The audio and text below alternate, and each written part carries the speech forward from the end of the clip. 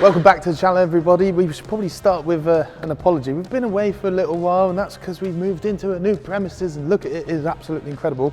But also, we're in the UK, and outside right now, it's the winter, so the weather is absolutely pants. So we thought we'd get something extra special to look at this time. How's about this then? 1967 Ford Mustang.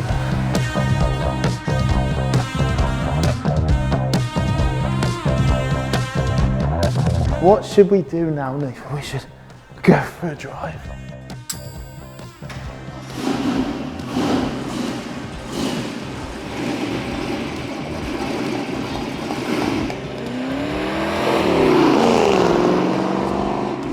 Okay, so we are inside this GT500E Evocation. It's incredible, there's lots of chrome going on, autometer gauges.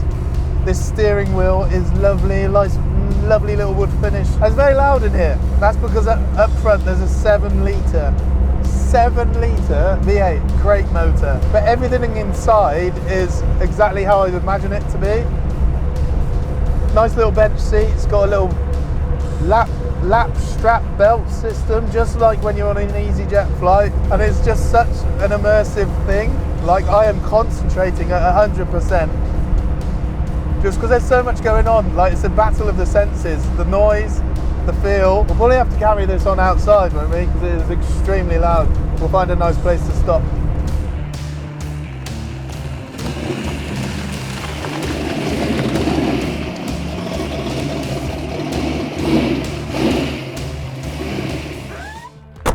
And just like that, I'm pretending that I've just got out of the car because Nathan told me to do it.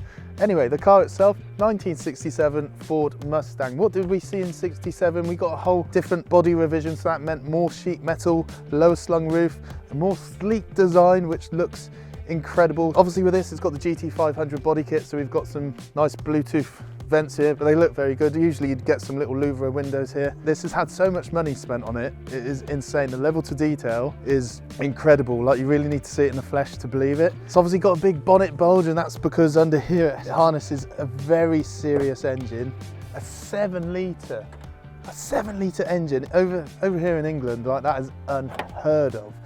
But it's got so much power. It's around 550, but it feels like a lot more. So what do you get? Edelbrook heads, Edelbrook intake. It's got a big cam, because you've probably heard it is extremely choppy. That's obviously the choppy noise you get from the exhaust. In the film, they actually built 11 for the film. Only 3 of them actually worked. And there were some interesting things I found out about it, because I don't know much about these. And when you start researching them, the car in question, everything's very vague. But I managed to find a bit of a build breakdown on an actual one from the film, one of the working ones, and the side exit exhaust didn't actually work in the film. It had a rear exit, standard one, and then when the cars were actually sold from the film, they had to retrofit side exit exhaust so they actually worked, and it made it more plausible. But the whole car that this is based on, this is a better version of it. All the research I found out, the car was a film car. It just had to look good on film, for the film. And the level of detail is insane. So obviously the whole thing looks great. It's got multi-link suspension, it's got coilovers. So this is actually set at a much better height. Like, this height looks even better. And it shows off all the lines of the car, the shape of it. Even inside, you've got the Go Baby Go button in the middle, which is obviously for the NOS for in the film. This hasn't got NOS, doesn't need it. It's got way too much power as it is, especially driving it on the English winter wet road. The mirrors look great as well, although you cannot see anything out of them. The fuel cap, that actually works. I've put fuel in there because it's American, it uses a lot. At the back, the little dovetail spoiler, like, everything's been just done to such a high level. The wheels look incredible. It's just so cool, it's so cool. This is obviously a pin-up car, and for good reason. Like, the actual film car is not this good. And I'm not saying that's just because it's ours, but genuinely, it's not. This thing is insane. And as if by magic, the rain has stopped, so we should probably take this for a bit of a spirited drive, shouldn't we, Nathan? See what it's all about.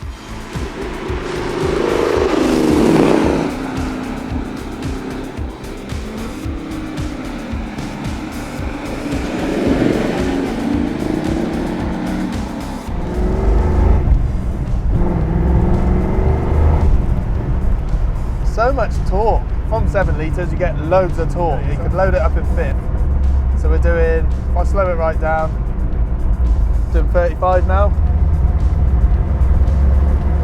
Just pulls on. Insane.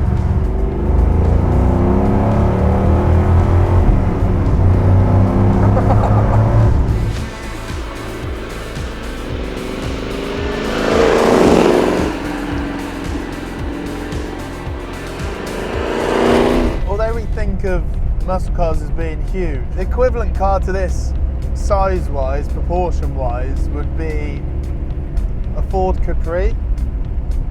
Like it's only a little bit bigger than one of those, but granted, you can feel it weighs a lot more. Like American cars just have a lot more metal in them. Well, I hope you've enjoyed a bit more of an in-depth view at this iconic car, and as I said, the level of detail in this is insane. If there's any cars you see on the site or that you want to see a bit more of a look at, let us know in the comments. Did you like this one? Do you like this car? What do you think of it? Is it your dream car? So don't forget to like and subscribe, and thank you very much for watching. We'll see you next time. Bye.